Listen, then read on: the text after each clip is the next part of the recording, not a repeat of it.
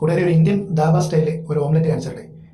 ഒരു ചെറിയ സ്പൂൺ ചെറിയ ജീരകം, വെളുത്തുള്ളി, പച്ചമുളക് കൊത്തി അരിഞ്ഞത്, സവോള, തക്കാളി, 2 കോഴിമുട്ട. കോഴിമുട്ടനെ ആദ്യം പാത്രത്തിലേക്ക് ഉടച്ചിട്ട് നന്നായിട്ടൊന്ന് ബീറ്റ് ചെയ്തിടണം. ചെറിയ ഉപ്പ് കൂടി ഇട്ടിട്ട്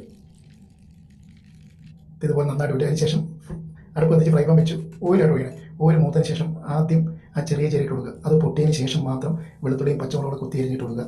അതൊന്ന് മൂത്തതിന് ശേഷം തക്കാളിയും സവോളയും ചേർത്ത് നന്നായിട്ട് വഴറ്റുക. ഒരു ഇച്ചിരി ഉപ്പ് കൂടി ഇടണം. നമ്മൾ തക്കാളിക്കും സവോളയ്ക്കും വേണ്ട ഒരു സ്വല്പം ഉപ്പ് ഇതുപോലെ ഒന്ന് കുടഞ്ഞു കൊടുത്തേക്കണം. ഇതാണ്. അതിനുശേഷം അതിനകത്ത് മുട്ട ഒഴിക്കുക. ഒന്ന് ഇളക്കി ഇവരെല്ലാവരെയും ഒന്ന് മിക്സ് ചെയ്യുക. മിക്സ് ചെയ്തിട്ട് ഇതുപോലെ നിരത്തുക.